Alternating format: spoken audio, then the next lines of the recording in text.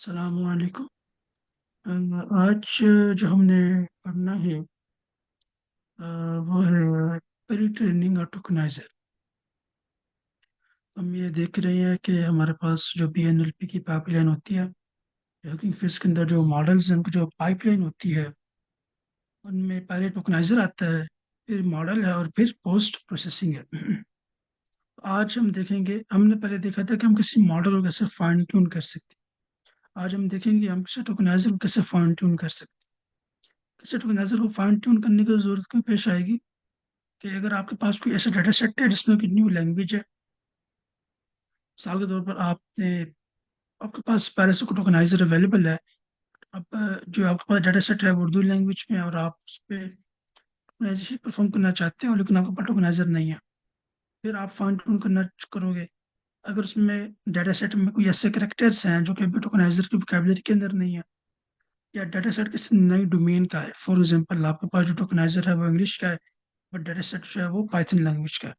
Similarly अगर आपका जो डाटा सेट है वो न्यू स्टाइल पे है, तो ये वो चंद वजूहात हैं जिनकी वजह से आप अपना टोकनाइजर जो है वो फाइन ट्यून करोगे।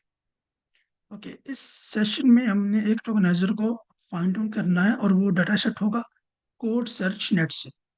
कोड सर्च नेट एक डाटा सेट अवेलेबल है हगिंग फेस पे, और ये बहुत डिफरेंट लैंग्वेजेस के बारे में है, जिसमें गो लैंग्वेजेस है, जावा है, PHP, पाइथन और भी। हम जिस डाटा सेट को इस्तेमाल करेंगे वो पाइथन लैंग्वेज का होगा। So now let's move to the code section.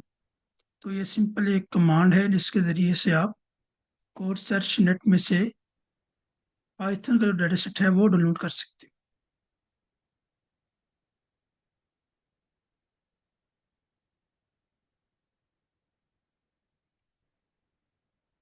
So it will take a few seconds, not more than that, because ये मेरे सिस्टम में पड़ा है, वहाँ से कैश हो जाएगा।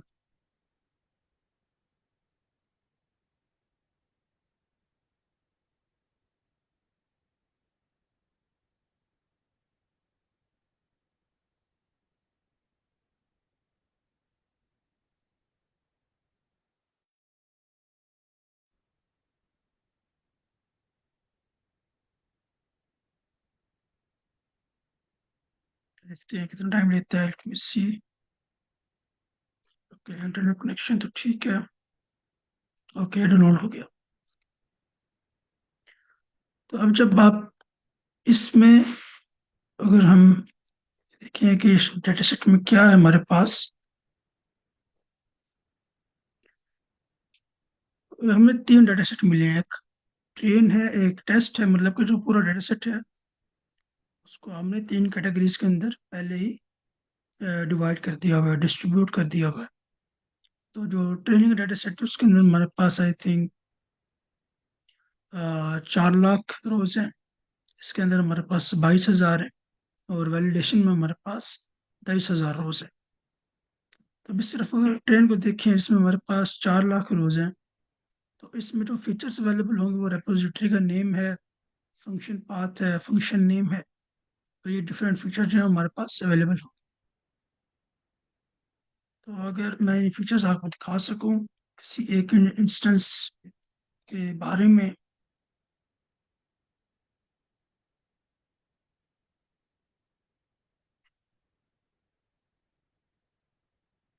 तो ये वो फीचर्स हैं हमारे पास। तो मैं इसको एक लिस्ट में कन्वर्ट कर लेता हूँ। ओके, इसको हम नाम दे देते हैं फीचर्स का।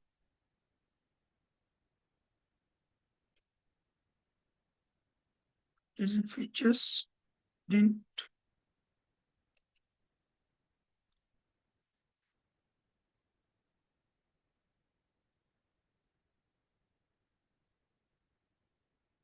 तो ये हमारे पास फीचर्स प्रिंट हो जाएंगे, बट थोड़ी बेहतर लुक के लिए, ताकि हमें समझ आए कि क्या प्रिंट हो रहा है, इसको हम यूँ कर लेते हैं।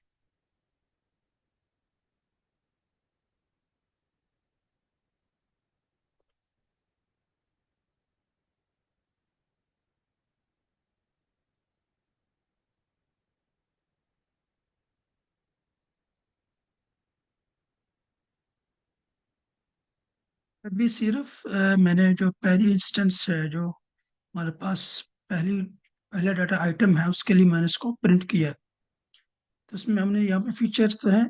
तो पहला फीचर है रेपोजिटरी का नेम, ये किस रेपो से लिया गया। वो ये वाली रेपोजिटरी है। फंक्शन पाथ क्या है उस रेपोजिटरी में, तो फंक्शन पाथ हमारे पास अवेलेबल है। फिर इसका नेम और पूरी जो फंक्शन की स्ट्रिंग है वो हमारे पास यहाँ पे अवेलेबल है। ठीक है, और इसको पर चलता हूँ। तो उसमें हमारे पास इसका स्ट्रक्चर है वो भी अवेलेबल है। सिमिलरली लैंग्वेज कौन सी है, वो पाइथन है। फंक्शन कोड स्ट्रिंग, फंक्शन में कौन सा कोड किया गया है वो अवेलेबल है। और function code tokens, different tokens में उसको डिवाइड कर दिया गया फंक्शन को।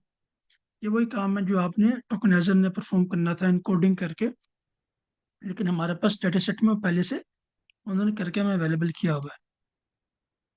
एंड सिमिलरली फंक्शन की जो डॉक्यूमेंटेशन की स्ट्रिंग है वो है हमारे पास फंक्शन डॉक्यूमेंटेशन टोकन्स। तो जो फंक्शन का डॉक्यूमेंटेशन है उसको भी हमने टोकन्स में कन्वर्ट कर लिया हुआ है। स्प्लिट नेम, कौन सा स्प्लिट हमारे पास है, और फंक्शन कोड यूआरएल, तो ये किस यूआरएल के ऊपर अवेलेबल।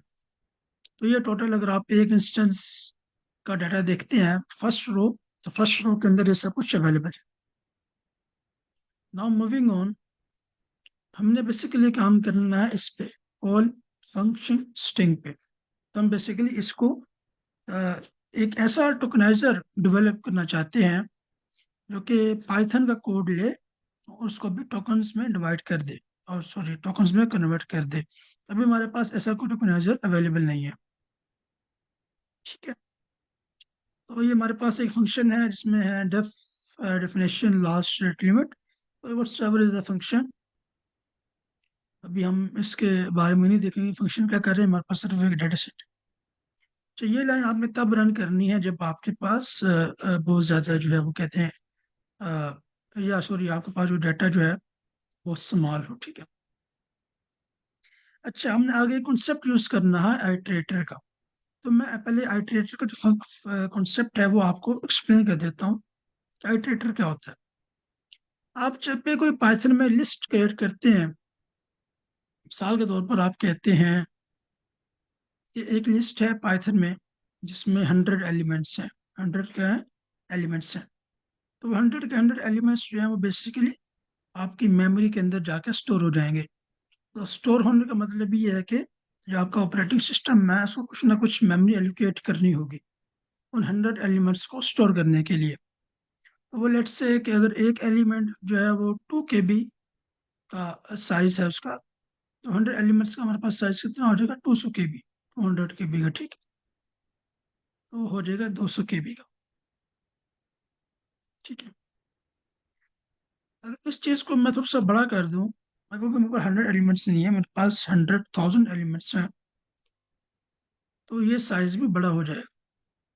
इसका मतलब ये है कि लिस्ट के अंदर जितनी भी आइटम्स होगी वो तमाम आइटम आप कहाँ पे स्टोर कर रहे हो, मेमोरी में स्टोर कर रहे हो। और मैंने हमेशा जो है पूरी लिस्ट जो है उसको एक्सेस नहीं करना होता, वो एक आइटम को एक्सेस करना होता है बेसिकली। क्या कोई हमारे पास एफिशिएंट वे है कि हम सिर्फ एक ही आइटम को एक्सेस करें, और कोई ऐसी एफिशिएंट वे होनी चाहिए जिसके जरिए से हम लिस्ट भी क्रिएट कर लें, और लिस्ट का कोई भी एलिमेंट हमें अ, या पूरी लिस्ट हमें मेमोरी में स्टोर ना करनी पड़े, बल्कि सिर्फ हमें वही एलिमेंट मेमोरी में स्टोर करना पड़े अ, जिस पे हम अभी काम करना चाहते हैं। फॉर एग्जांपल, अगर मेरे पास जैसे ये जो डाटा सेट है इसके अंदर कितनी रोज हैं, इसके अंदर रोज हैं 4 लाख। ठीक है, इसमें 4 लाख रोज हैं, 4,12,170। तो अगर ये 4 लाख जो रोज हैं, या तो ये मेमोरी में मैं स्टोर करूंगा, अगर मेमोरी में स्टोर करूंगा तो मुझे एक मेमोरी इसको देनी पड़ेगी। अच्छा, अभी आप सोच रहे होंगे कि ये पहले से ही मेरी मेमोरी में स्टोर है क्योंकि मैंने वहां से रिट्रीव किया है, तो ये क्या है। ओके, मैं तो एक्सप्लेन कर देता हूँ।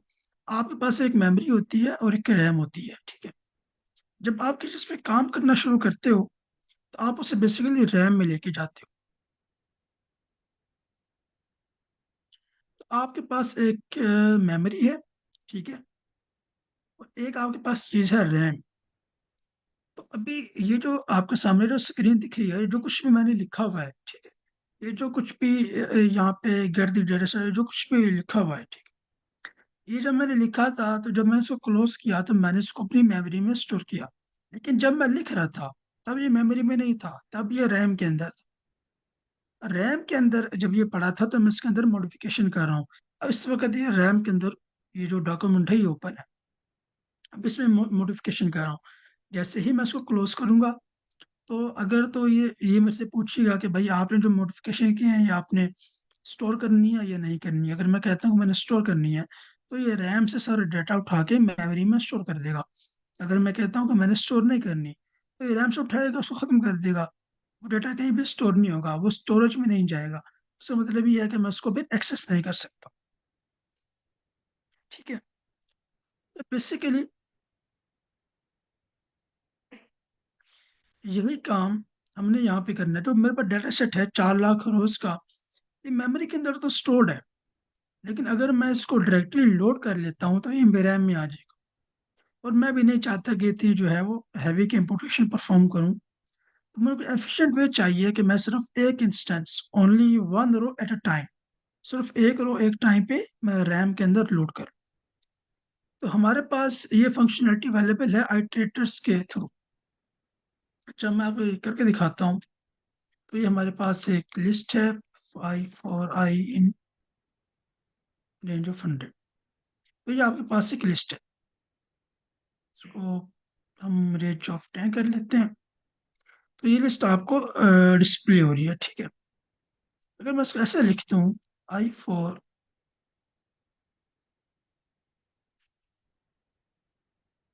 तो अभी लिस्ट नहीं है, now it's a generator. Now it's a generator. अब जनरेटर से हम काम कर रहे हैं कि वो एक टाइम पे एक ही जो आपका इंस्टेंस है उसे मेमोरी में लोड करेगा। तो हम इसे करके देखते हैं। तो एक चीज होती है आइट्रेटर, एक चीज होती है जनरेटर। जनरेटर बेसिकली एक किस्म का फंक्शन होता है। तो मैं आपको करके दिखाता हूँ। लेट्स से इसको हम स्टोर कर लेते हैं, नाम दे लेते हैं जनरेटर का, जेन। तो अगर आप इसको देखेंगे, लुक्स, तो हर एक जनरेटर के अंदर टू मेथड्स होते हैं। उनका नाम है next and item. Now let's me call next method on.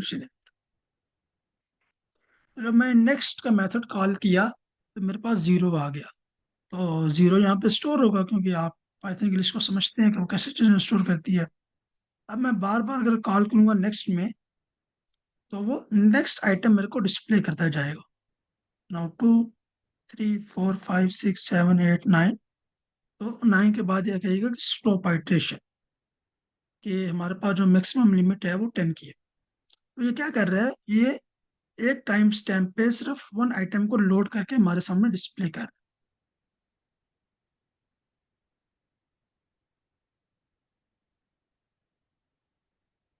ठीक है।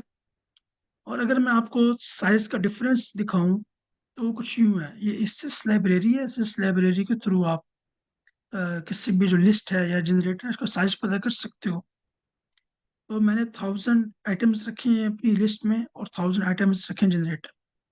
तो आप इसका साइज का डिफरेंस देख सकते हैं। जो लिस्ट का साइज है वो 8000 बाइट्स है, लेकिन जो जनरेटर का साइज है वो 200 बाइट्स है। तो काफी एफिशिएंटली हमारा जनरेटर काम करता है और बहुत ह्यूज डिफरेंस है हमारे साइज।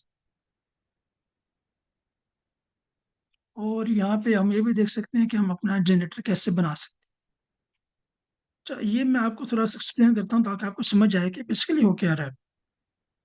तो आप जब भी कोई जनरेटर बनाओगे अपना काउंट के नाम से, तो उसमें एक सेल्फ नंबर होगा और एक लिमिट होगी। ये कितनी लिमिट तक चल सकता है। जब भी कोई आइटर फंक्शन कॉल होगा तो सेल्फ को रिटर्न किया जाता है।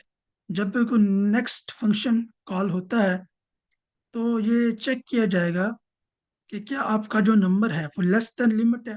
अगर वो लेस देन लिमिट है तो आपको नंबर और एक नंबर जो है वो रिटर्न हो जाएगा। अदरवाइज आपको एक एरर रिटर्न हो जाएगा। Let me run it. अगर आप सी को देखें तो सी क्या है, इसमें अगर मैं आइटर फंक्शन कॉल कर दूं तो ये मुझे सेल्फ रिटर्न कर रहा है। सी जहाँ कहीं भी पॉइंट कर रहा होगा ये मुझे वो चीज़ रिटर्न कर रहा है।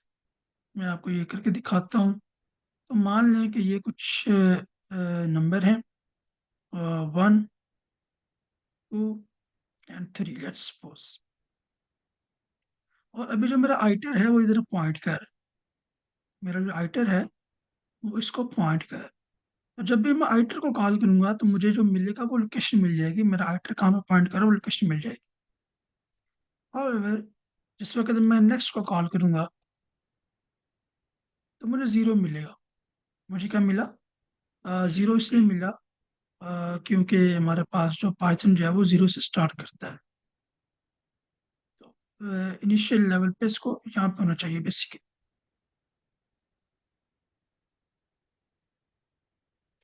यहाँ पे आइटर होना चाहिए। ठीक है, तो मुझे ज़ीरो पे मिला क्योंकि मैं इनिशियली यहाँ पे खड़ा हूँ। ठीक हो गया। अगेन जब मैं नेक्स्ट को कॉल करूंगा तो अब मुझे 1 मिला। और मुझे 1 क्यों मिला? क्योंकि नेक्स्ट को कॉल करने से मैं यहाँ पे आ गया। अभी ऐसे नहीं है कि मैंने ये चीज़ें आगे 2 भी स्टोर किया हुआ है और 3 भी स्टोर किया हुआ है। अगर आप कोड में देखें तो जब आप नेक्स्ट कॉल करते हैं तो तब उस नंबर को जनरेट करता है और फिर आपको रिटर्न करता है। ठीक है, ये वो नंबर रहा, नेक्स्ट नंबर जनरेट हो गया और वो नंबर आपको रिटर्न हो गया। ठीक है, तो ये रन टाइम पे सारा काम हो रहा है। ये पहले से कहीं पर मेमोरी के अंदर कोई मेमोरी एलोकेट नहीं की गई, कोई मेमोरी एलोकेशन नहीं है। तो सेम काम अभी हमने जो, अच्छा मुझे बताएं, आप मुझे समझ आ गया कि आइटर क्या होता है और आइट्रेटर और लिस्ट के अंदर क्या फर्क यस सर, जी हाँ। है? Okay, thank you. तो अब सेम काम मुझे करना है अपने एक्चुअल डाटा सेट है उसके लिए। तो उसके अंदर मेरे पास कितनी रोज थी मैंने आपको दिखाया था, वो 4 लाख रोज है। ठीक है, तो 4 लाख रोज मैं रैम के अंदर लोड नहीं करना चाहता। मैं उसके लिए एक आइट्रेटर बना लूंगा। ये मैंने एक छोटा सा आइट्रेटर बना लिया। आइट्रेटर क्या करता है कि एक टाइम पर आपको 1000 रोज प्रोवाइड करेगा। तो 4 लाख रोज है, उनमें से 1000 रोज आपको ये आइट्रेटर प्रोवाइड करेगा। तो यहाँ पर वो आइट्रेटर की एक एग्जांपल है जो कि हमने भी थोड़ी देर पहले देखा। ये सब आइट्रेटर को डिफाइन करने के बनाने के डिफरेंट तरीके हैं। ठीक है, लेकिन हमने इस तरीके पे जाना है। अच्छा, अब ये भी एक आइट्रेटर या जनरेटर, ये दोनों डिफरेंट चीजें नहीं है, बहुत सारे रिजेम्बलेंस है लेकिन बहुत छोटा डिफरेंस है ये दरम्यान। तो ये बेसिकली अब क्या है, ये एक जो एक जनरेटर है। आपने डाटा सेट रख लिया, रॉ डाटा सेट ट्रेन जो कि आपका एक्चुअल डाटा सेट है। और आपने कहा कि मैं आपको करके दिखाता हूँ कि ये चीज़ बेसिकली कैसे काम करेगी। तो आपके पास डाटा सेट है जिसके अंदर ज़ीरो वाली रो यहाँ पड़ी है और 1000 वाली रो यहाँ पड़ी है और 2000 वाली रो जो है वो यहाँ पड़ी है। ठीक है, अभी आपका जो डाटा सेट यहाँ पे है। ठीक है, तो ये क्या करेगा कि जब आप कॉल करेंगे, गेट ट्रेनिंग कॉर्पस को एक दफ़ा कॉल करेंगे तो वो 0 से लेकर 1000 तक जितने भी रोज हैं वो आपको रिटर्न कर देगा। आपको क्या कर देगा? रिटर्न कर देगा। यहाँ पे यील्ड है, आपने देखा होगा हम अमूमन रिटर्न का फंक्शन, रिटर्न का जो स्टेटमेंट वो इस्तेमाल करते हैं। लेकिन जब आप जनरेटर बनाते हो तो आप यील्ड को कॉल करते हो और रिटर्न को कॉल नहीं करते। तो यील्ड है। ठीक है, जब आप नेक्स्ट टाइम इस सेम फंक्शन को कॉल करोगे तो आपको 1001 से लेकर 2000 तक की वैल्यूज रिटर्न कर देगा। तो that's how it is working right now. ठीक है, तो अभी हम चलते हैं। ये जनरेटर मैंने सिर्फ दिखाने के लिए बनाया। अगर मैं इसको दिखाना चाहूँ कि जनरेटर कैसे काम करता है।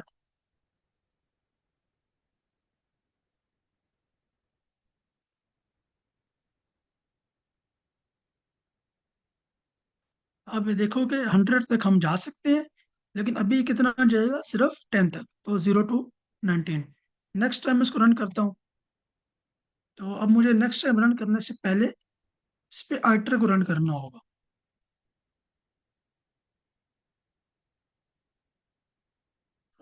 ये वाइट स्पॉट।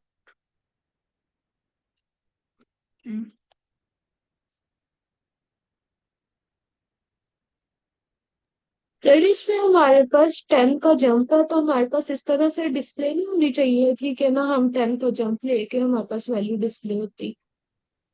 नहीं नहीं, 10 का जंप नहीं है, बेसिकली ये जो जंप नजर आ रहा है ना, इस तरह से मैं आपको ये करके दिखाता हूँ। ये इस तरह से, आई इन रेंज 0 to 10 एंड 2। तो ये है 0 to 4 6 8। ठीक है।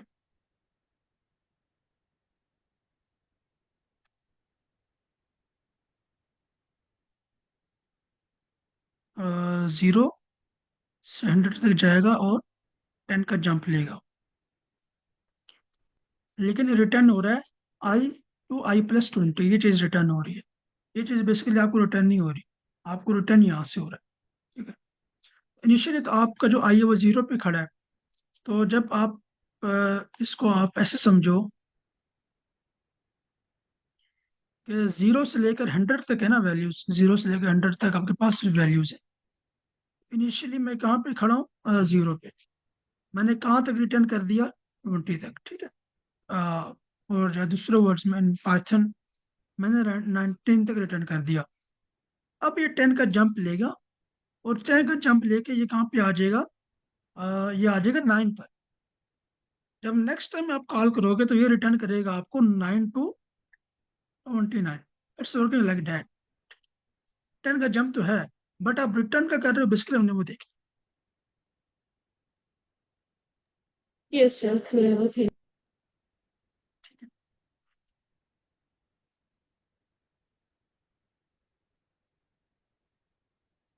मैं इसे अंडरस्टैंड करने की कोशिश कर रहा हूँ कि ये जो है बेसिकली स्टैंड क्यों नहीं कर रहा।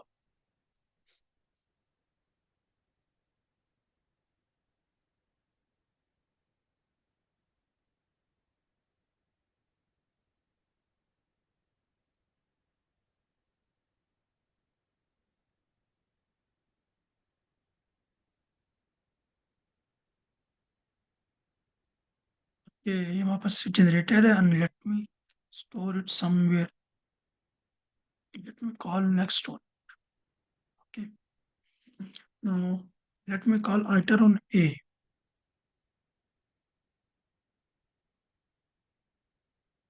Store it somewhere. Now you can see. अब आपको डिफरेंस नजर आएगा कि 0। अच्छा, वो पहले क्यों नहीं काम कर रहे थे, पहले में हर दफा जब फंक्शन जो है ना वो 0 से इनिशियलाइज हो जाता था। अब हमने स्टोर किया तब काम करेगा। तो आइटर, अब हमने नेक्स्ट कॉल किया इस जनरेटर पे, तो 0 to 19 तक वैल्यू डिस्प्ले हुई। अब इसने 10 का जंप लिया, और 10 का जंप लेके चला गया 10 तक। अब जब आप कॉल करो तो 10 to 29 तक वैल्यू डिस्प्ले करेगा। ठीक है। बेसिकली ये हो रहा है इस फंक्शन के अंदर। यस तो हम इसको हम ख़त्म कर देते हैं, जो हमने बेसिकली काम करना। तो मैं टोकनाइजर डाउनलोड करता हूँ। एक जीपी टू एक टोकनाइजर हमारे पास, मैं वो डाउनलोड करूंगा।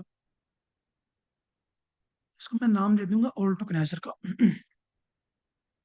और ये मेरे पास एक फंक्शन है, पाइथन का फंक्शन है, जिसमें क्या हो रहा है कि दो नंबर ऐड हो रहे हैं। और मैंने अभी अभी तो बेसिकली एक स्ट्रिंग के फॉर्मेट में है। और मैं इसको ऊपर टोकनाइजर को कॉल करूंगा और उसको टोकन्स में डिवाइड करने की कोशिश करूंगा। Okay, now let's look at the tokens. अब आप गौर से देखो तो ये डेफ है। ठीक है। और ये यहाँ पे हमारे पास टोकन्स में आ गया। अब इसने क्या किया कि ये जो स्पेस है, ये वाली जो स्पेस है, एक ब्लैंक स्पेस है, इसको जी से रिप्रेजेंट किया। ठीक है। और आगे उसने ऐड लगा दिया, ये वाला हो गया। स्लैश को उसने सेपरेट कर लिया। अच्छा, एन को जो नंबर्स हैं उसमें एन को उसने सेपरेट किया, और बाकी जो करेक्टर उनको सेपरेट कर लिया। No this has been treated separate. और जो बी है उसके यहाँ पे भी जी लगा दिया, उसने जी लगा दिया। यहाँ पे अगर आप देखो, आप यहाँ पे देखो, एक सी का भी एक टोकन आ रहा है, एक सी का टोकन आ रहा है, ठीक है। और ये आ रहा है इसके बाद, यहाँ पे जो कुछ भी है उसको वो सी से प्रेजेंट करना चाह रहा है, या आप कह लो न्यू लाइन जो है वो सी से प्रेजेंट करना चाह रहा है। अब यहाँ पे चार और टोकन है जी के, वो क्या रिप्रेजेंट कर रहे हैं, वो ये वाली स्पेस से प्रेजेंट कर रहे हैं। अगेन ये जो चीज है ये रिप्रेजेंट हो रही है, सॉरी, ये वाली चीज, ठीक है। तो ये टोकनाइजर क्या कर रहा है, ये टोकनाइजर समझ रहा है कि ये कोई कोड नहीं है, ये बेसिकली एक इंग्लिश का कुछ सेंटेंस है, जैसे नॉर्मल इंग्लिश के सेंटेंस होते हैं, लेकिन बेसिकली कोड है, इसके टोकन्स डिफरेंट तरीके से डिवाइड होने चाहिए। तो हमें एक नया टोकनाइजर चाहिए जो कि पाइथन कोड को टोकन्स में जो है वो कन्वर्ट कर सके। ये चीज समझ आ गई आप, ये बेसिकली क्या कर रहा है जो जो पुराना टोकन यस सर, ये तो क्लियर है, बट ये एक है कि ना हम आउट ऑफ वोकेबलरी भी मतलब टोकनाइजेशन के वर्ड्स इंक्लूड कर सकते हैं, जिस तरह से बी के साथ हमने जी इंक्लूड किया है। कौन सा, ये वाला? Yes sir. ये आउट ऑफ वोकेबलरी तो नहीं है, बी तो एक ऐसा वर्ड है जो कि वोकेबलरी में होगा। सर जी नहीं तो नहीं, इसके जी पता साथ है क्या? इंक्लूड की। हाँ, जी बेसिकली स्पेस को रिप्रेजेंट कर रहा है, ये स्पेस को भी काउंट कर रहा है टोकन के अंदर। हम बेसिकली कभी कभी स्पेस को काउंट नहीं करते होते, अगर आपने पहले देखा होगा, जो हम पहले काम करते हैं उसमें ऐसा स्पेस को काउंट ही नहीं किया जाता, उसको टोकन समझा नहीं जाता, उसको डिस्कार्ड कर दिया जाता है। लेकिन अब ये JP2 यस। टोकनाइजर है, ये स्पेस को भी काउंट करना चाह रहा है। ऐसे आप देखोगे यहाँ पे भी जी लगा हुआ है, ये जी क्यों आ रहा है, ये स्पेस की वजह से आ रहा है। तो जी जिस सर। लेटर से पहले, वर्ड से पहले स्पेस आ रही है वहां पे जी आ जाता है। तो अब हमें ये टोकनाइजर ही चाहिए, तो हम इसी टोकनाइजर को ट्रेन करना चाहेंगे। अभी ये ट्रेन कैसे होता है, आपने कहना old tokenizer dot train new from iterator, और आपने अपना ट्रेनिंग कॉर्पस दे देना है। अभी ट्रेनिंग कॉर्पस कौन सा है?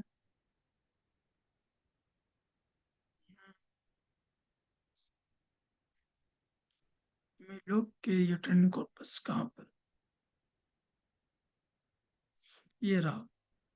तो ये वो बेसिकली आपका ट्रेनिंग कॉर्पस है, और आपने फंक्शन कॉल किया हुआ इसके ऊपर, डेफ गेट ट्रेनिंग कॉर्पस। और आप कितनी रोज दे रहे हो, आप 52,000 रोज दे रहे हो, बेसिकली यहाँ तो 4 लाख रोज, लेकिन चूंकि हमारे पास कंप्यूटेशन पावर का प्रॉब्लम होता है तो हम 52,000 रोज पे इसको ट्रेन करना चाहते हैं। अभी ये ट्रेनिंग स्टार्ट होगी है, तो बेसिकली ये 4.8 मिनट्स मैक्सिमम लेगा, और फिर ये ट्रेनिंग हो जाएगी।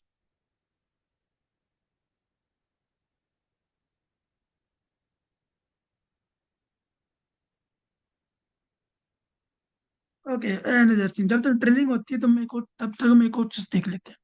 ये जो फंक्शन है auto tokenizer dot train new from iterative, हम द रीजन ट्रेन कर रहे हैं किसी चीज को, ये तब काम करेगा जब टोकनाइजर एक फास्ट टोकनाइजर होगा।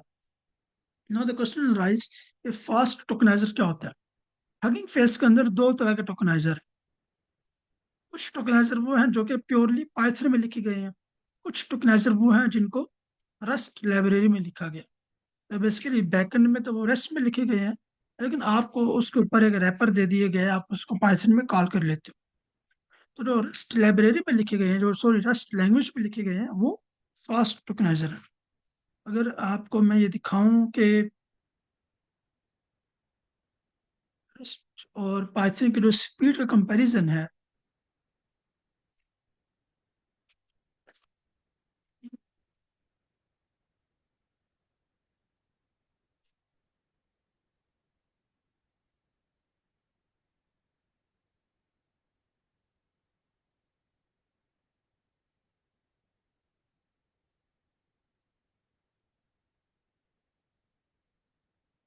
तो ये इसका एवरेज कंप्यूटेशनल टाइम है, ठीक है।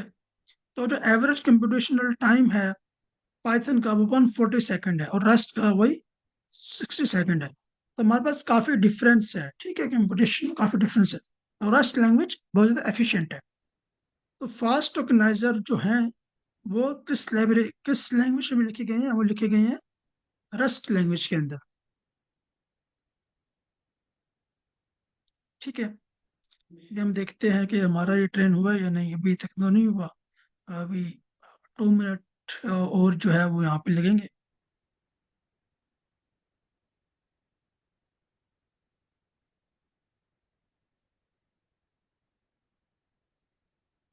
तब तक आपको कुछ सवाल हो वो पूछ लें। किसी पुराने लेक्चर से कुछ सवाल हो।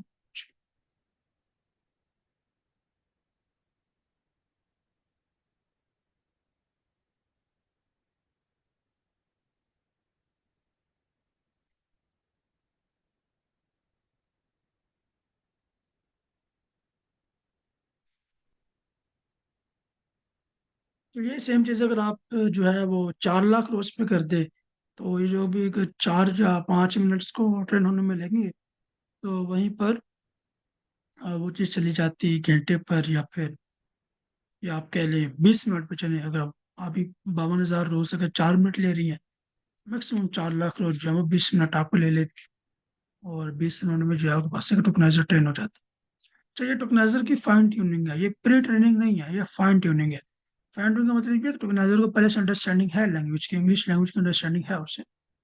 आप सिर्फ एक नया डाटा सेट देकर उसको कह रहे हो भाई इसको भी सीख लो, ये डाटा सेट भी सीख लो कि इसमें टोकन्स कैसे बनाने हैं। इससे से आप अभी कुछ भी नहीं कह रहे। अच्छा, इस कोर्स में है कि हम टोकनाइजर को सिक्रेट से डेवलपमेंट आई विल से, अगर हमारे पास टाइम हुआ at the end of the course, तो हम सिक्रेट से एक मॉडल भी डेवलप कर लें और सिक्रेट से एक टोकनाइजर भी डेवलप कर लें।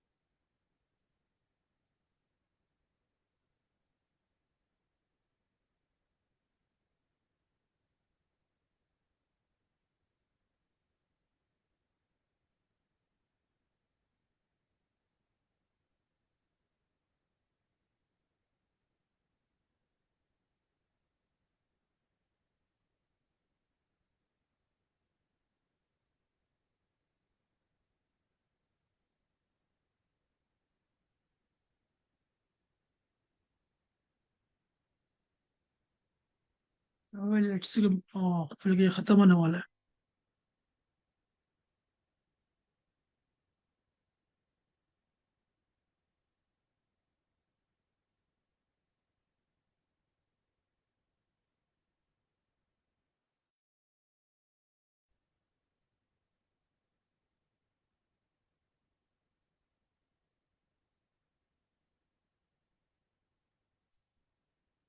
तो इसका तो पता नहीं कि खत्म होता है या नहीं होता, बट मैंने इसको पहले ही लोड करके अपने पास रखा हुआ है।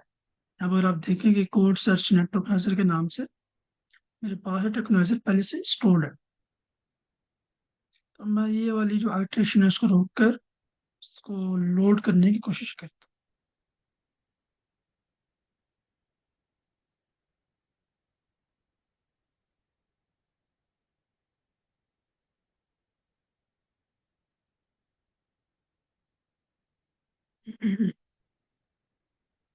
बेसिकली ना सिर्फ जहाँ पे पड़ा हुआ है, ये सेम टोकनाइजर मैंने अपने सिस्टम पे भी पुश किया हुआ है। अगर मैं आपको ये दिखा सकूं तो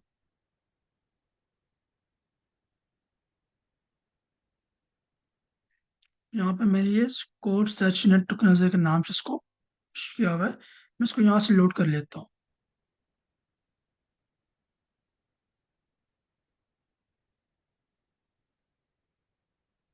ओके, हमारा जो कर्नल है वो अगेन रिस्टार्ट हुआ है।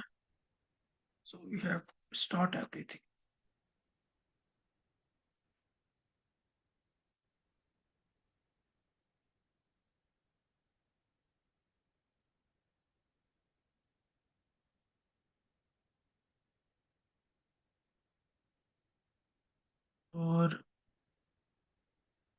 यहाँ पे आकर मैं इसको भी रन कर दूंगा।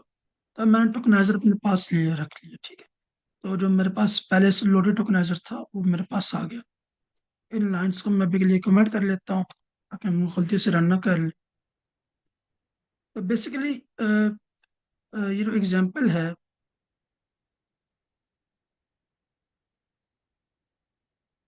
ये वो एग्जांपल इसके ऊपर हमने पहले अपना ओल्ड टोकनाइजर रन किया था। अब अगर इस एग्जांपल को मैं अपने न्यू टोकनाइजर पे दूं, आप डिफरेंस देख सकते हैं कि पहले जो ये नंबर्स हैं, ये एन जो है वो पहले एक न्यू टोकन बन गया था, बट अब ये एक नया टोकन नहीं बना, ये एक बेसिकली पूरा टोकन है। इसको पूरे वर्ड को एज अ टोकन कंसीडर किया गया। और इसी तरह से आपको पता होगा कि पाइथन के अंदर इंडेंटेशन बहुत ज़्यादा इंपॉर्टेंस रखती है। जब भी आप फॉर लूप क्रिएट करते हो, फंक्शंस होते हैं या इफ स्टेटमेंट्स होते हैं, उसमें इंडेंटेशन बहुत मैटर करती है। इसलिए यहाँ पे इंडेंटेशन को भी रन कर लिया कि इंडेंटेशन क्या होगी कि यहाँ पे 3 स्पेसेस आ जाए, this will be considered as some indentation. और पाइथन के अंदर जब आप फंक्शन के डॉक स्ट्रिंग बनाते हो, तो आप इस तरह से इन जो है ये जो साइंस है इनको पास करते हो, ठीक है। तो ये चीज़ भी इसने सीख ली है। और अगर मैं थोड़ा सा और ऊपर जाऊँ, तो जहाँ तो इस फंक्शन ने या इस टोकनाइजर ने काफ़ी कुछ जो है वो सीख लिया, ठीक है। और अगर आप डिफरेंस चेक करो, तो जो हमारे पास न्यू टोकन्स हैं, जो डेडिकेटेड टोकनाइजर है पाइथन लैंग्वेज के लिए, उसमें टोकन 27 है। और जो ओल्ड टोकनाइजर है उसमें टोकन 36 है। अब इसमें हमारे पास टोकन्स जो है वो भी कम हो गए। बेसिकली ये था एक मैं उस तरह से फाइन ट्यून तो नहीं कर सका, टाइम ज़्यादा लग रहा था तो मैं स्टॉप कर दिया। बट जब मैं ये फाइल आप शेयर करूंगा, तो आप इसको रन करके देख लीजिएगा। और हो सके तो आप इसको कोलैब पे रख लीजिएगा, कोलैब पे अपलोड कर रन कीजिएगा, शायद टाइम कम लगे आपको। इसे समझ आ गया कि हमने फाइन ट्यून कैसे किया है और चीज़ों को कैसे एक टोकनाइजर डेवलप हुआ और उन टोकन्स को अगेन तरीके जो टोकन्स है वो डिफरेंट तरीके से ट्रीट किया, न्यू टोकन्स जनरेट किए इंस्टेड जो एक वे थी जिस तरह ओल्ड टोकनाइजर काम कर रहा यस सर, क्लियर है, थैंक यू। था। ओके,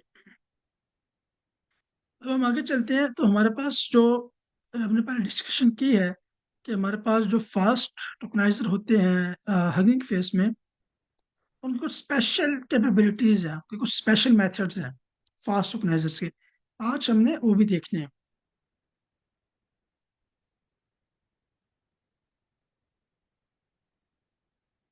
तो पहली चीज़ तो हमारे पास क्लियर है कि टोकनाइजर या तो स्लो होगा या फिर वो फास्ट होगा। अगर फास्ट है तो वो रश में लिखा गया है, और अगर स्लो है तो इट मीन्स कि उसको पाइथन में लिखा गया।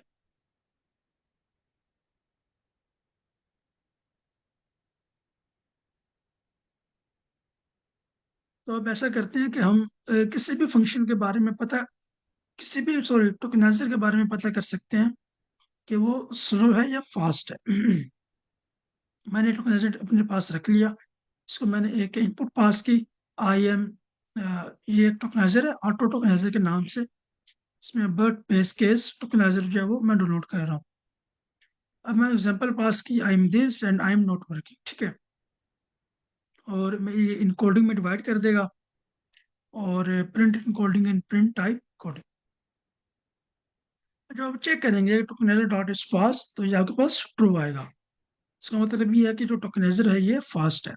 एंड सिमिलरली जो इनकोडिंग है, और चूंकि फास्ट टोकनाइजर से इनकोडिंग हुई है, वो भी ट्रू आएगा। और यहाँ पे इनकोडिंग के टोकन है, और यहाँ पे इसकी वर्ड आईडीज है। अच्छा, अब वर्ड आईडीज बेसिकली हमें वर्ड आईडीज एक ऐसा मेथड है जो कि सिर्फ फास्ट टोकनाइजर के अंदर अवेलेबल होता है। अब अगर मैं आपके सामने ये जो टेक्स्ट है ये रखूं यहाँ पर,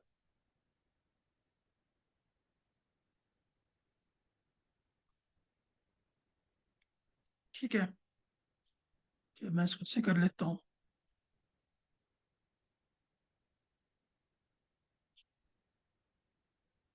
अच्छा, अभी हम देखेंगे इन वर्ड आईडीज को, इस टेक्स्ट को, इन टोकन्स को और इन वर्ड आईडीज को। ओके, ये जो टोकन है CLS और सेपरेटर SCP, ये टोकन्स हमारे टेक्स्ट के अंदर, जो एक्चुअल टेक्स्ट टेक्स्ट है इसके अंदर अवेलेबल नहीं है। तो ये टोकनाइजर अपनी तरफ से रखे हैं। हमें इस वाले से परेशान होने की कोई जरूरत नहीं है कि भाई ये क्यों आए और कहाँ से आए। ये टोकनाइजर की अपनी अंडरस्टैंडिंग है कि वो टेक्स्ट को कैसे अंडरस्टैंड करना चाहते हैं। अभी जो आई है, ये एक टोकन है। जो M है, ये भी एक टोकन है। अच्छा, ये जो नाम है सेल्वियान, ये दो टोकन्स में डिवाइड हो गया। इसके दो टोकन्स हैं। और आगे चीजें भी तमाम चीजें सेम है। ठीक है, आई एम नॉट वर्किंग। बाकी तमाम जो वर्ड्स हैं इनको एक टोकन में उसने कन्वर्ट किया, लेकिन इस नेम को स्पेसिफिकली, इस नेम को दो टोकन्स में कन्वर्ट कर दिया। अब सवाल ये पैदा होता है कि जब ये जो टोकन्स हैं, मुझे कैसे पता लगेगा कि ये जो N है ये बेसिकली इसके साथ था। सेल्वियान का जो N है, चूंकि N एक नया टोकन बन गया, तो ये मुझे कैसे पता लगेगा इसके साथ। एक एक चीज तो आपको अभी क्लियर नजर आ रही है, वो ये डबल हैश का साइन है।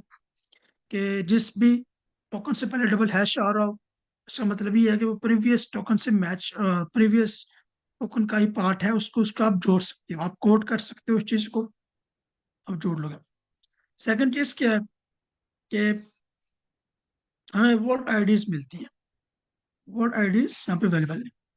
अब मैं आपको वर्ड आईडीज दिखाता हूँ कि ये कैसे काम करती हैं।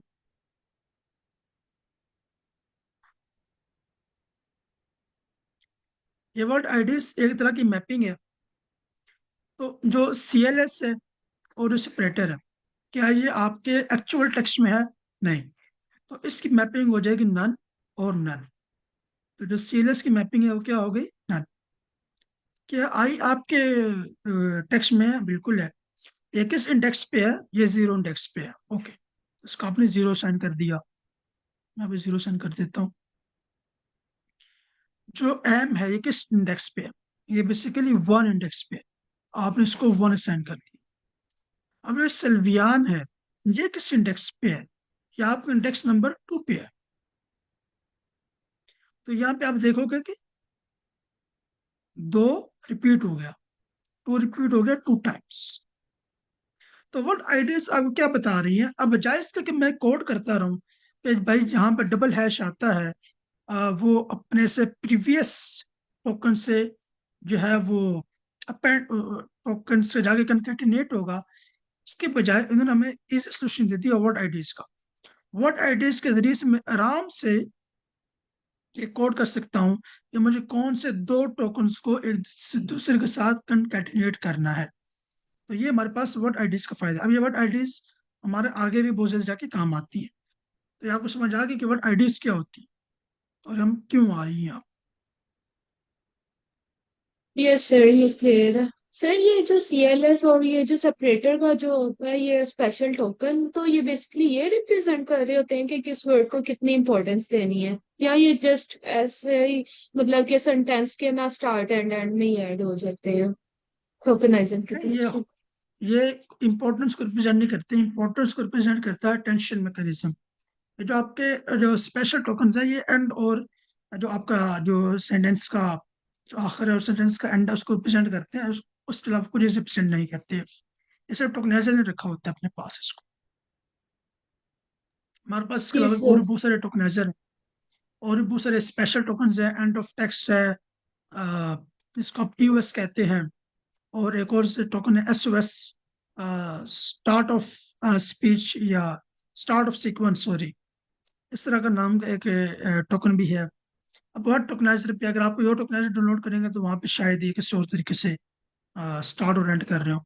यहाँ पे इसने कहा भी है कि आप ट्राई आउट करें, कि हम ट्राई आउट करते हैं एक चीज। तो यहाँ पे मैंने कौन सा टोकनाइजर लाया हूँ? But base uncased, sorry, but base cased, ठीक है। और यहाँ पे मैं एक और टोकेनाइजर डिफरेंट डबल ला रहा हूँ, फेसबुक रोबोटा बेस। अब ये एक और मॉडल है, ये एक डिफरेंट टोकेनाइजर है। और मैंने एक ये जो वर्ड है 81 सेकेंड या 81 एस, इसको टोकनाइज करना है। और दोनों टोकनाइजर को इस्तेमाल करके हम इनकी आउटपुट देखेंगे। तो अगर आप पहले वाले की आउटपुट देखें, जो कि वर्ड पेज केस्ट है, जो कि पहले वाला है, उसमें आप देखें CLS ऐड किया, 81 को सेपरेट किया, और हैश हैश एस लगा दिया, और एक सेपरेटर ऐड कर लिया। अब हैश एस से मुझे क्या पता लग रहा है कि भाई जो ये जो एस है, ये बेसिकली इस स्ट्रिंग के साथ जुड़ा हुआ है, ये अलग से लेटर नहीं है। लेकिन आप रोबेटा बेस टोकनाइजर देखें, उसने अब आपको दो चीजें, दो डिफरेंस नजर आएंगे। पहला डिफरेंस क्या है कि जो आपका फर्स्ट टोकनाइजर है, वो स्टार्ट ऑफ सेंटेंस के लिए एक अलग टोकन इस्तेमाल करता है, और एंड ऑफ सेंटेंस के लिए एक अलग टोकन इस्तेमाल करता है, ताकि डिफ्रेंशिएट हो सके कि सेंटेंस स्टार्ट कहाँ पे हुआ, एंड कहाँ पे हुआ। लेकिन ये जो आपका दूसरा टोकनाइजर है, जो कि रोबर्टा है, ये वाला, ये स्टार्ट ऑफ सेंटेंस और एंड ऑफ सेंटेंस के लिए भी डिफरेंस इस्तेमाल करता है, सवाई इस हैश के। ठीक है, सवाई इस हैश के ये भी डिफरेंस इस्तेमाल करता है। दूसरा डिफरेंस क्या होगा कि यहाँ पे आप बता नहीं सकते 81 डबल हैश एस, आप यहाँ पे बड़े आराम से कोड कर सकते हो। ये जो एस है, ये इस 81 के रिलेटेड है, इस 81 से कंकैटिनेट होगा। लेकिन यहाँ पे आपके पास कोई भी ऐसा कोई हिंट नहीं है जिसके जरिए से आप ये बता सको ये 81 एस ऐसे लिखा गया है, या फिर ये ऐसे लिखा गया है, या फिर इसके दरमियान में कुछ स्पेस है। कोई भी हिंट नहीं है, कोई स्पेशल टोकन नहीं है जिसके जरिए से आप बता सको। ठीक है, हर टोकेनाइजर चीजों को डिफरेंट तरीके से डील कर रहा होता है।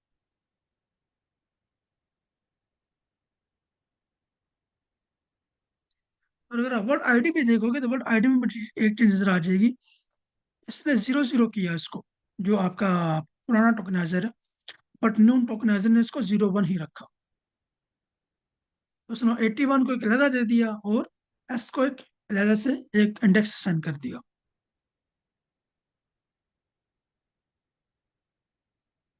ओके, अब हमने देखना है कि टोकन क्लासिफिकेशन के एक पाइपलाइन, और हम देखेंगे कि टोकन क्लासिफिकेशन की पाइपलाइन में जो स्पेशल पावर्स ऑफ टोकनाइजर से हम लोग कैसे इस्तेमाल में लाते हैं।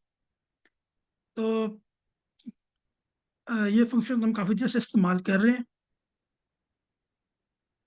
कि हम टोकन क्लासिफिकेशन की पाइपलाइन को अपने पास रख लेते हैं। हमने एक मॉडल इंस्टॉल कर लिया, ये वाला। ठीक है, और मैंने उसको ये पास किया, I am Ahmad, I work at Hugging Face. So अगर आप इसमें देखो, तो जो आपका अहमद है, ये यहाँ पर आ गया। और ये कह रहा है कि जो अहमद, ये जो वर्ड है, ये एक पर्सन का नेम है, और इसका स्कोर कितना है, 99%। मतलब 99% श्योरिटी है ये पर्सन का नेम ही होगा। और इसका इंडेक्स क्या है, वो 3 है, ये 3 इंडेक्स पे आ रहा है।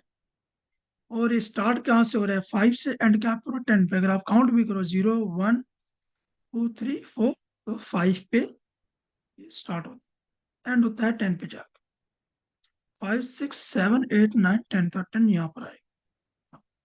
ठीक है, इसी तरह से आप, अब आप एक और चीज देखो कि हगिंग फेस क्या है। हगिंग फेस एक ऑर्गेनाइजेशन का नाम है, और ये पूरी ऑर्गेनाइजेशन का नाम है।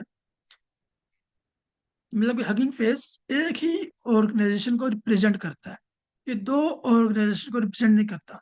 बट आपका टोकनाइजर, जो पीछे टोकनाइजर लगा हुआ है इस मॉडल में, उसने क्या किया, उसने हगिंग फेस के हु को अलहदा से रिप्रेजेंट कर दिया, और इसको अलहदा से रिप्रेजेंट किया, और फेस को अलहदा से रिप्रेजेंट किया। अब चूंकि हगिंग में HU और गिंग, ये दो वर्ड आपस में कंकैटिनेटेड है, तो यहाँ पे उसने डबल हैश का इजाफा कर दिया। उसने बताया कि भाई ये भी ऑर्गेनाइजेशन को रिप्रेजेंट करता है, ये भी ऑर्गेनाइजेशन को रिप्रेजेंट करता है, और ये भी एक ऑर्गेनाइजेशन को ही रिप्रेजेंट करता है।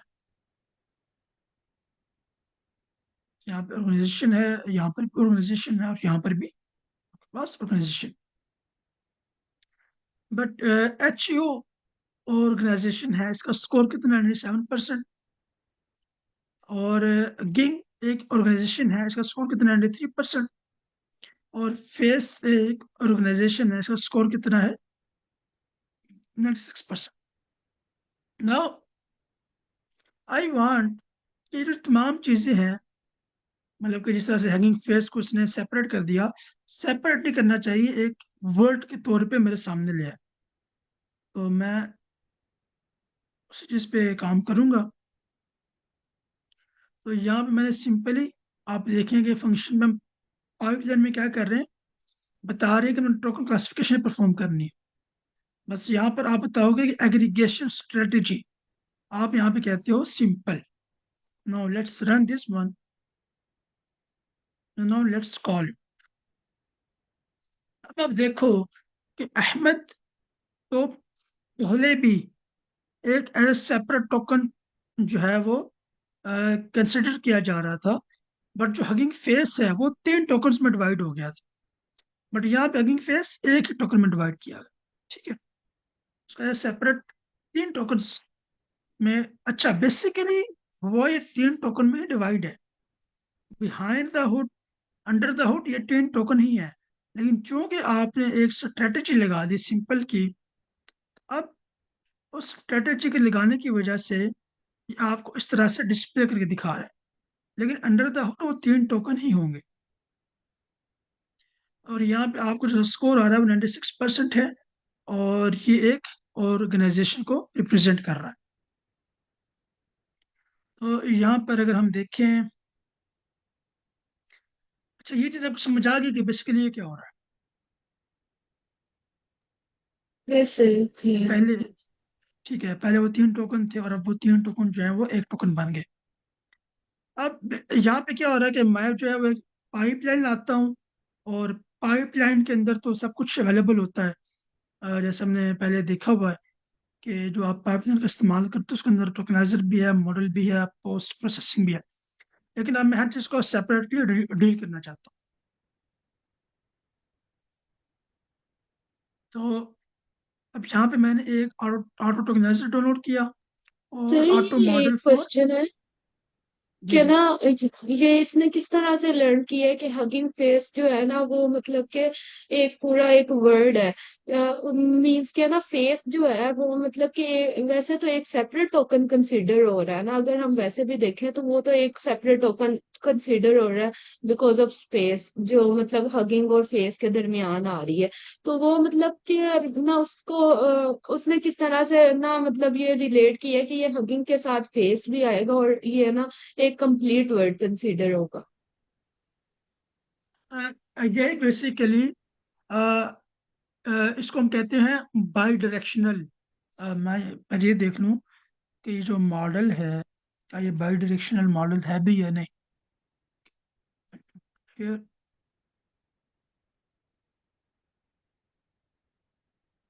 क्या इसके पास को वो है ही नहीं, क्या कहते हैं, मॉडल कार्ड ही नहीं है।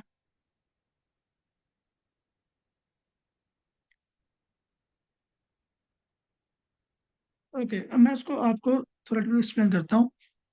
आपके पास 2 वर्ड हैं। एक है बैंक, मतलब कि एक वर्ड है बैंक। बैंक कॉन्टेक्स्ट डिफरेंट है। एक रिवर का बैंक होता है, अगर आप कहो कि रिवर बैंक, तो रिवर बैंक क्या होगा? The land that forms the edge of a river, मतलब कि जो दरिया का किनारा होता है उसे आप रिवर बैंक कहते हो। और एक वो बैंक होता है जो पैसे वाला होता है, जहाँ पे आप पैसे रखते हो, जहाँ से आप पैसे निकालते हो। अब कैसे डिसाइड होगा कि यूजर बैंक की बात कर रहा है? कॉन्टेक्स्ट, कि उससे पहले क्या आ रहा है और उसके बाद में क्या आ रहा है। अगर यूजर कोई फिशिंग की बात कर रहा है और फिशिंग की बात करते हुए बैंक की बात करता है, तो आप कहोगे कि ये रिवर बैंक की बात कर रहा है। लेकिन अगर यूजर या जो सेंटेंस है, सेंटेंस पहले जो है वो पैसे की बात कर रहा है और उसके बाद वहां पे कहीं पे बैंक लिखा हुआ आ जाता है, तो आप कहोगे कि ये रिवर वाले बैंक की बात नहीं हो रही, ये पैसे वाले बैंक की बात हो रही है, जहाँ पे पैसे स्टोर करते हो, जहाँ पे पैसे जमा करते हो या वहां से रिट्रीव करते हो। तो यस। ये कैपेबिलिटी ह्यूमंस के अंदर ऑलरेडी मौजूद है, कि हम पे हमारे माइंड ट्रेंड होते हैं, और हम कॉन्टेक्स्ट के थ्रू ये समझ लेते हैं कि वर्ड क्या रिप्रेजेंट करना चाह रहा है। ठीक है। तो वर्ड क्या रिप्रेजेंट करता है ये हम कॉन्टेक्स्ट के थ्रू समझ लेते हैं। बट लार्ज लैंग्वेज मॉडल्स के अंदर ये कैपेबिलिटी एज सच मौजूद नहीं होती। तो हमने पहले एक कंप्लीट लेक्चर इसके ऊपर हमने डेडिकेट किया था। वो यस, है। मुझे समझ आ गया कि मीन्स आप बात कर रहे हैं वो कॉन्टेक्सचुअल एम्बेडिंग्स जो क्रिएट होती हैं, कि मतलब पहले तो हम ना। जी। जी आप बात पूरी कर लें। जी सर, के मीन्स के ना पोजिशनल इनकोडिंग के बाद हम फिर मतलब कि हम ना सेल्फ अटेंशन मैकेनिज्म के थ्रू पहले तो हम ना हर वर्ड को ना उसकी ना इम्पोर्टेंस देते हैं, एंड देन वो पोजिशनल इनकोडिंग करते हैं, एंड ना उसके बाद जो है ना कॉन्टेक्सचुअल एम्बेडिंग वगैरह क्रिएट करके ना फिर वो हम मतलब के कॉन्टेक्स्ट के थ्रू ना वो अंडरस्टैंड करते हैं। जी सर, जिस केस में बस थोड़ी सी कंफ्यूजन हो गई थी। तो वही चीज़ है। अब यहाँ पे क्योंकि मॉडल के अंदर वो एम्बेडिंग्स पहले से मौजूद है, तो वो अंडरस्टैंड कर सकता है कि फेस, ह्यूमन फेस की बात नहीं हो रही, ये कंपनी की बात की जा रही है। क्योंकि वर्ड आ गया I work at Hugging Face, no Hugging Face is a company as a organisation. तो ये चीज़। अच्छा, तो अभी हम पहले पाइपलाइन का इस्तेमाल कर रहे हैं, और अभी हम पाइपलाइन का इस्तेमाल नहीं करना चाहते, बल्कि हम पूरा प्रोसेस खुद से करना चाहते हैं। तो आपने पहले मॉडल चेक पॉइंट्स रख लिया, एक टोकनाइजर आपने इंस्टॉल कर लिया और डाउनलोड कर लिया, या आप इंस्टॉल कर लें, बस डाउनलोड ही होता है, इंस्टॉल तो नहीं करते हम। और आपने एक मॉडल डाउनलोड कर लिया, auto model for token classification के लिए, ठीक है। नाम दिया my name is Sylvain and I work at Hugging Face in Brooklyn. अब ये आप इसको टोकनाइज में इसको रन करता हूँ।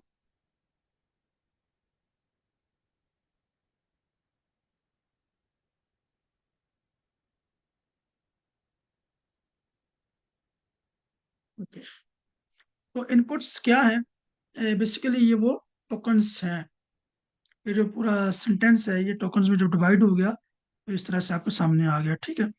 और इसमें यहाँ पे आपके पास टाइप आईडीज भी हैं, और आई थिंक इसको टेंशन मास्क भी, ठीक है। और इनकी शेप क्या है, 1x19, 1x19 की शेप है। तो अगर आप इनपुट्स में से इनपुट आईडीज निकाल लो, और इसे आप काउंट करो, तो ये 19 बनते हैं। सो 1x19। आउटपुट की शेप क्या आ रही है, वो आ रही है 1x19x9। ओके। 1x19x9 क्यों आ रही है, सबसे पहले सवाल ये। तो यहाँ पे आगे हम देखते हैं कि जो आप उस मॉडल है उसमें नो आउटपुट होती है। मतलब कि किसी भी टोकन के लिए आपका मॉडल 9 टोकन्स की प्रोबेबिलिटीज बताएगा। फॉर एग्जांपल, अगर आपने कोई ऐसा मॉडल डेवलप कर रखा है कि वो आपको ये बताए कि सेंटेंस पॉजिटिव है, नेगेटिव है, या न्यूट्रल है, तो जब भी आप उससे कोई सेंटेंस इनपुट दोगे, आपको वो 3 प्रोबेबिलिटीज बताएगा कि ये कितना परसेंट पॉजिटिव है, ये कितना परसेंट नेगेटिव है, ये कितना परसेंट न्यूट्रल है। अब जिसकी परसेंटेज ज्यादा होगी आप वो चूज कर लोगे। अगर वो कहता है कि भाई सेंटेंस 20% नेगेटिव है, 20% पॉजिटिव है, बट 60% न्यूट्रल है, तो आपको जो 60% की प्रोबेबिलिटी ज्यादा आ रही है, वो कह रहे हैं कि भाई 60% ये न्यूट्रल है, तो आप वो चूज कर लोगे। इसी तरह से किसी भी टोकन के लिए ये वाला मॉडल जिस पे भी हम काम करने लगे हैं, ये आपको 9 इनपुट्स देगा।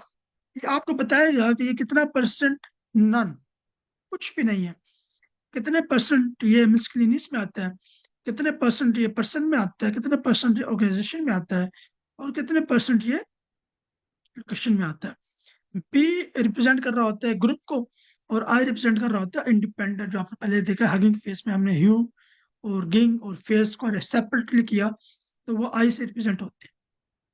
तो इस वजह से हर एक हर एक टोकन के कोरस्पॉन्डिंग मेरे पास 9 आउटपुट आएंगे, ठीक है।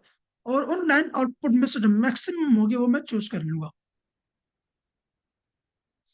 अभी हमने यहाँ पे सॉफ्ट मैक्स अप्लाई किया है, जो हमारे पास प्रोबेबिलिटीज आई हैं, और हमने उन प्रोबेबिलिटीज में आर्गुमेंट मैक्स का फंक्शन इस्तेमाल करके हमने वो सारी प्रोबेबिलिटीज एक्सट्रैक्ट कर ली हैं। नाउ अब हम ये देखते हैं कि बेसिकली क्या है।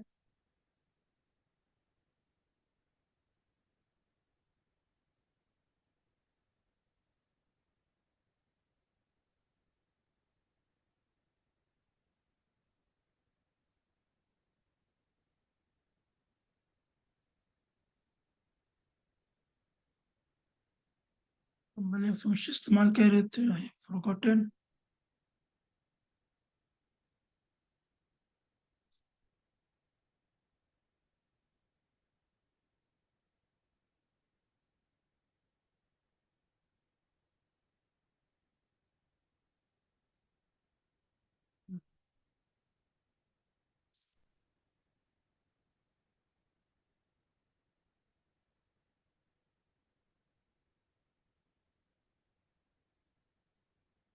ओके, टोकन्स का बिल्कुल ठीक है।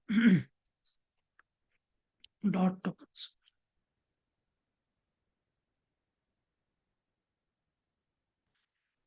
तो ये मेरे टोकन्स हैं, ठीक है, सारे सेंटेंस में से। और ये उनके प्रोबेबिलिटीज आई हैं, मतलब कि जो आउटपुट आई है वो जीरो रिप्रेजेंट कर रहा है, ये वाली चीज। ये हमारे पास डिक्शनरी है, यहाँ पे जीरो रिप्रेजेंट करता है नल, मतलब कि ओ। वन रिप्रेजेंट करता है इसको, और थ्री रिप्रेजेंट करता है इससे। सिक्स इसको रिप्रेजेंट करता है ऑर्गेनाइजेशन को। सेवन और एट लोकेशन को रिप्रेजेंट करते हैं। Now let's start marking them, कि ये कैसे चीजें रिप्रेजेंट हो रही है। उसके लिए मुझे क्या करना चाहिए, इसको करवाना चाहिए। स्टिल ये जो है ना,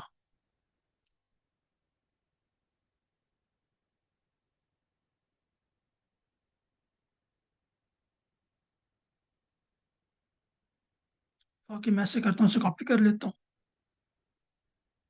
यहाँ पर रख लेता हूँ। ओके, अब देखते हैं। तो पहला क्या है, zero.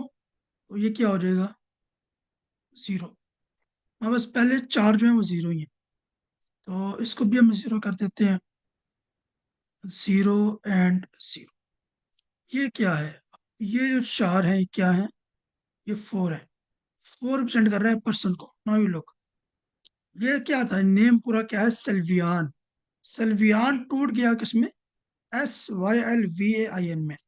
Now it's all representing person. तो ये फोर है ये भी, लेकिन यहाँ से लेकर यहाँ तक क्या है, फोर। फिर अगेन क्या है, जीरो। तो ये हमें नहीं चाहिए, ये जीरो हो जाएगा।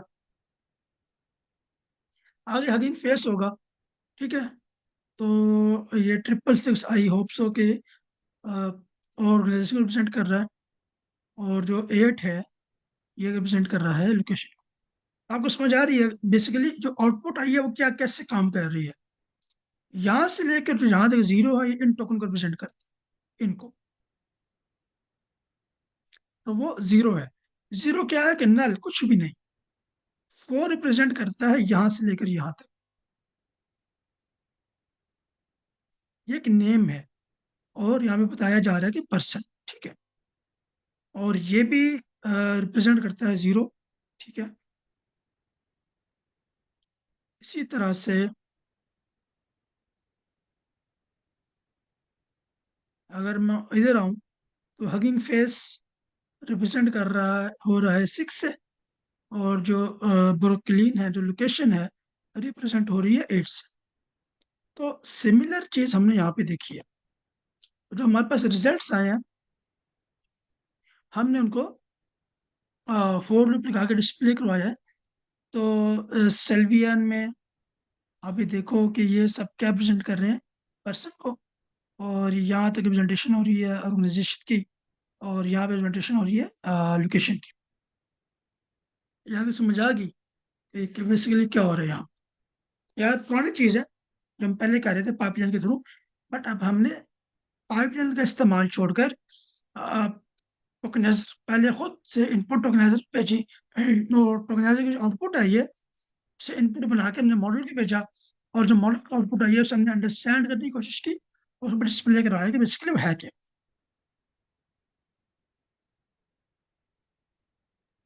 Yes sir, clear. ओके।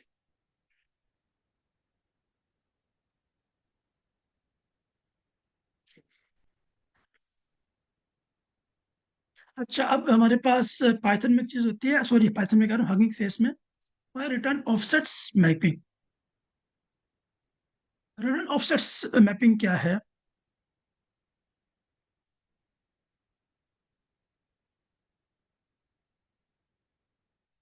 ये जो आपके पास जो टोकन्स हैं, इनको मैं पिक करता हूँ और इनको मैं यहाँ पे ले आता हूँ।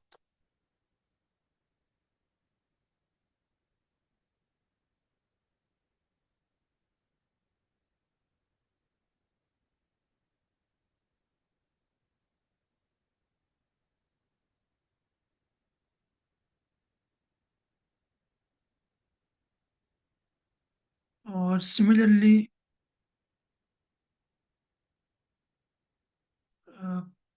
मैं ये ऑफसेट मैपिंग कर लेता हूँ, और इसे भी यहाँ पे ले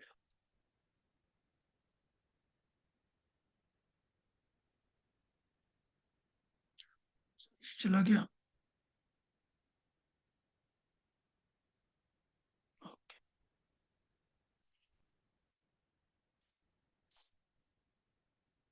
आपको थोड़ी सी अंडरस्टैंडिंग होगी होगी ऑफसेट मैपिंग क्या है। Zero means first index, this zero means last index. क्या ये CLS हमारे इनपुट का पार्ट है? नहीं। ये टोकनाइजर की तरफ से ऐड किया गया एक स्पेशल टोकन है, उसका ऑफसेट मैप है 0। क्या माई हमारे इनपुट का पार्ट है? बिल्कुल। तो जो माई का जो वर्ड है, उसका जो फर्स्ट इंडेक्स है वो 0 है। ठीक है, ये 0 से स्टार्ट हो रहा है, एंड हो रहा है 2 पर। ठीक है, नेम स्टार्ट हो रहा है 3 से, एंड हो रहा है 7 पर। अगर आपको इसमें थोड़ी कंफ्यूजन है, अब if you look at this sentence, if I copy it from here,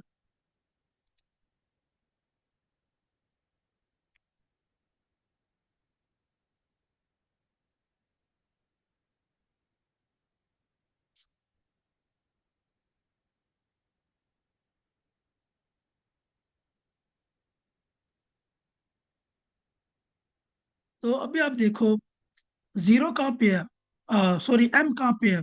0 पे। वाई किधर है? 1 पे। ये स्पेस कहाँ पे आ रही? 2 पे।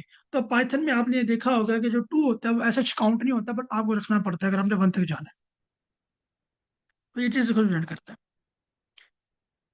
एंड कहाँ से स्टार्ट होता है? जो नेम का जो वर्ड है वो कहाँ से स्टार्ट होता है? 3 से। इंडेक्स नंबर 0 1 2 3 से। ठीक है, तो 3 आ गया। एंड कहाँ पे हो रहा है? यहाँ कहीं पे जाके 7। ठीक है, इज S11 और 12। ये जो YL है, अब ये जो डबल हैश है, जो डबल हैश है, ये डबल हैश टोकनाइजर ने ऐड की हुई है।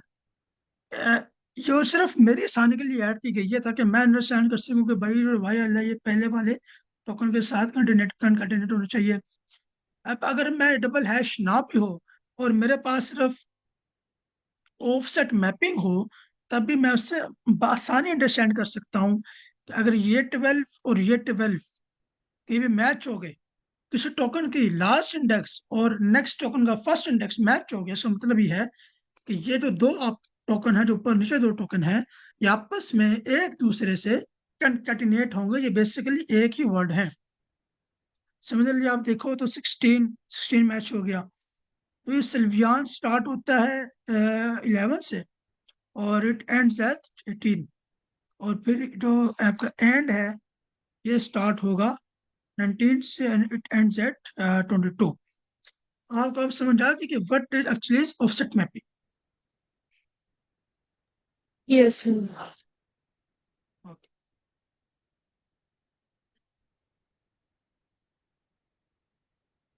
तो ये बेसिकली कॉन्सेप्ट है ऑफसेट मैपिंग। ऑफसेट मैपिंग क्या होती है? ये ऑफसेट मैपिंग कब इस्तेमाल में आएगी? ये ऑफसेट मैपिंग तब इस्तेमाल में आएगी जब आपने अपनी आउटपुट को यू डिस्प्ले कराना होगा, हगिंग फेस। पहले क्या है कि एच एच यू लगा डिस्प्ले हो गया। और ग्रीन कलर डिस्प्ले हो गया। बट अगर आपके पास ऑफसेट मैपिंग हो, आप बआसानी अंडरस्टैंड कर सकते हो कि ये टोकन जो है आपने आपस में कंकैटिनेट कर देना।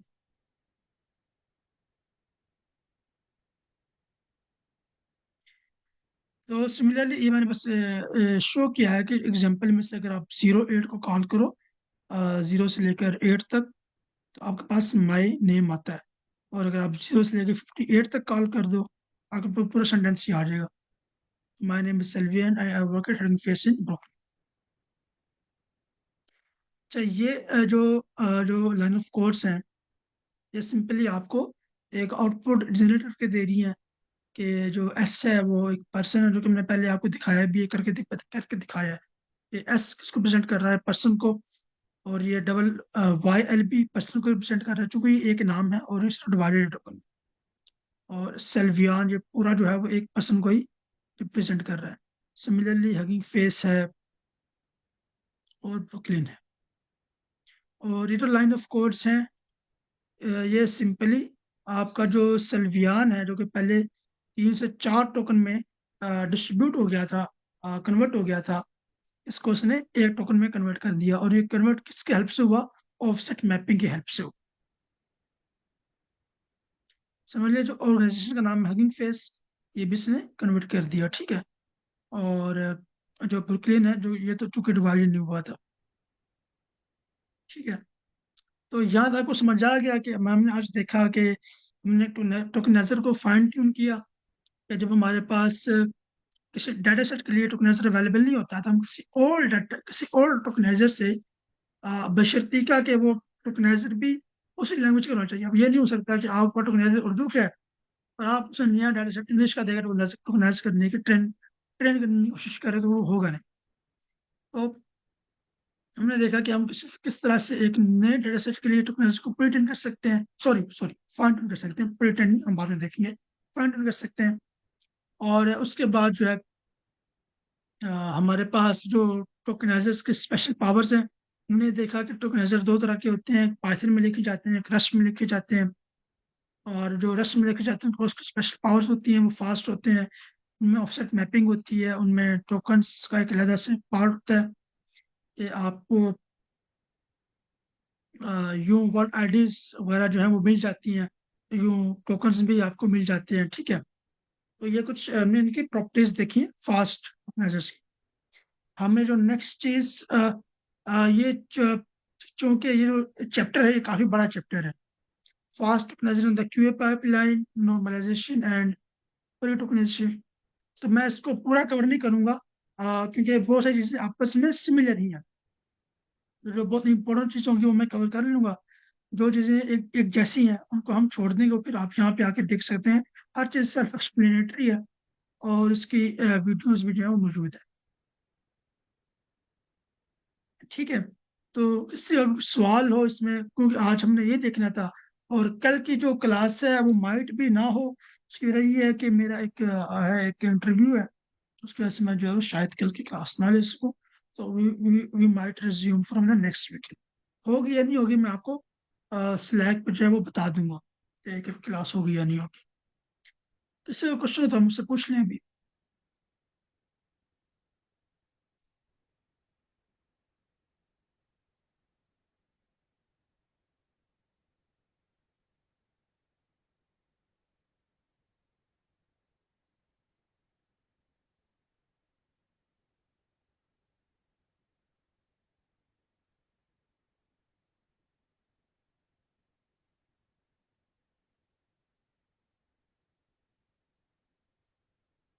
हाँ यार, मटेरियल जो है ना, सॉरी सर, मटेरियल जो है ना वो मैंने अपलोड करना था।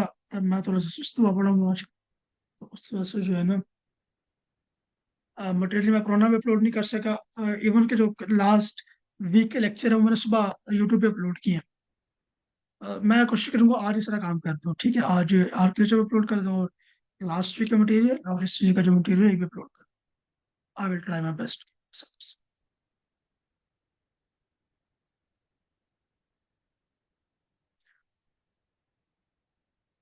ठीक है, इनकेस अगर नहीं है तो फिर जो है आप लोग लीव कर सकते हैं, और आपको क्वेश्चन नहीं है